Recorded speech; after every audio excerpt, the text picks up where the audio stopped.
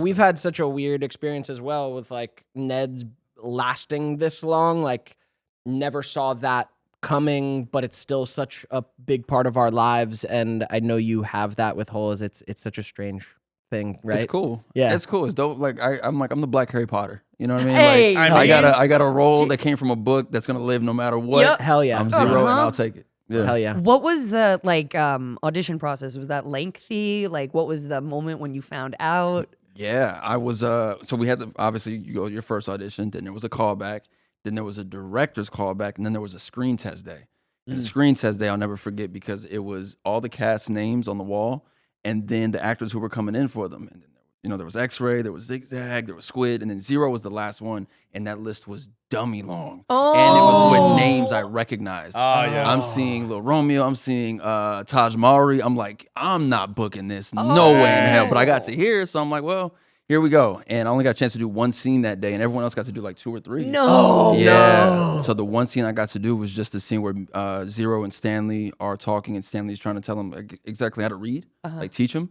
And we had a script, and then the director took the script and was like, "Let you guys just improv. Let's see what happens." We did, and me and Shia just kept up for about 5 minutes, and it took about a week, and then we get a phone call saying, "Hey, we're booking him for this role." And I was at a friend's house. I was playing Final Fantasy VIII. Like I didn't know. I thought, well, the role's done. I guess to the next one. So yeah.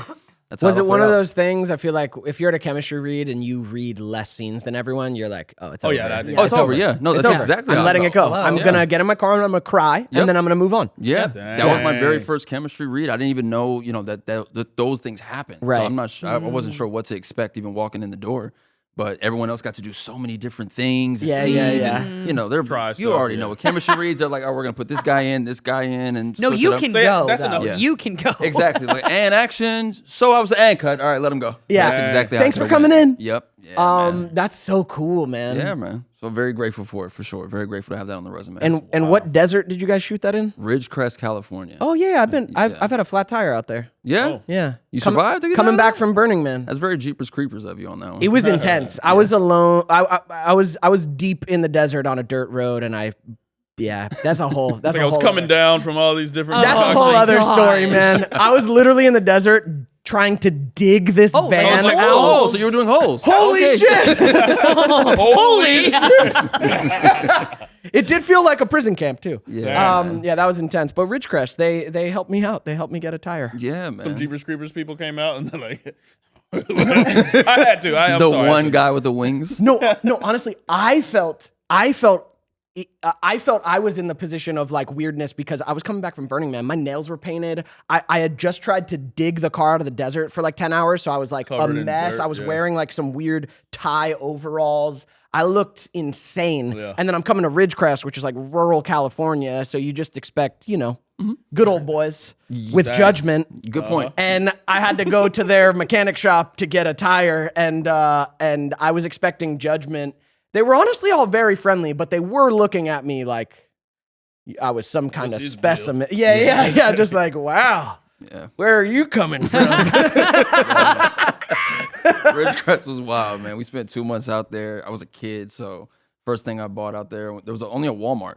Yeah. So we went and bought like water guns because my brothers were out of school at that time. That was like the summer vacation. Yeah. So we bought water guns and a PS1 flat with a flip up screen. Yeah, Just play yeah. video games all summer. Yeah, was it like summer camp vibes? Because that movie had a lot of kids in it. Like it's the best when you get to be on location. Honestly, in a town where there's nothing else to do but hang out with each other. Was Right. it big summer camp vibes? It was just like that. Like Yeah. me and Miguel Castro, who played Magnet, and Byron Cotton, who played Armpit. We just hung out all the time, man. Yeah. And that's even how the song came to be. It's because we all Digging love up, rap. digging. Yeah. That was That's my it. jam. Locked in. It still hits. Locked in. It still hits, man. I performed it last year for the very first time. I had to give that to the people. I thought it was cool to celebrate. I'm like, Yeah. it's It's 20 amazing. years. I know I've that's never done it. incredible. I'm gonna give That's that to somebody. incredible. We did. Nostalgia, bro. I mean, this pod is all about nostalgia, man. Yeah. And Like, that song was all over Disney Channel. everywhere. Yeah. We went number 1. We was 32 weeks, I think. Yeah, we got the record until Miley came, I think, and Miley screwed Oh, that up Miley for us. kind of switched. Miley it, screwed yeah. that up for I us. mean, But yeah, that was a phenomenon. Fucking Hannah Montana. I mean, yeah, man. So it Dang. kind of sounds like, did you always have sort of a full personal life along with, you working? Like it sounds like you were playing and had friends and were having fun. It wasn't.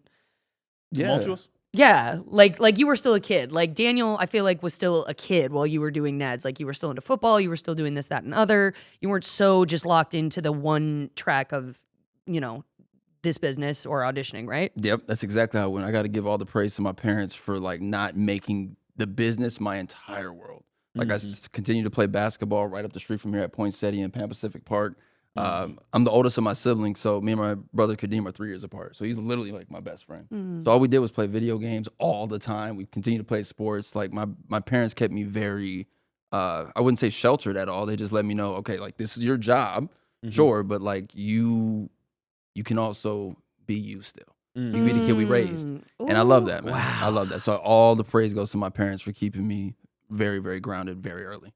Yeah. Wow. 'Cause this career can chasing something that's so kind of externally validated and requires you to be something. It can fuck a kid up for sure. And we don't like now we're getting a chance to hear more stories, right? For sure. Like I'll never forget when the Britney Spears thing like really cracked off, right? And then when she had her moment and we saw her like wild out and then the hair gets cut and we're like, yo, what?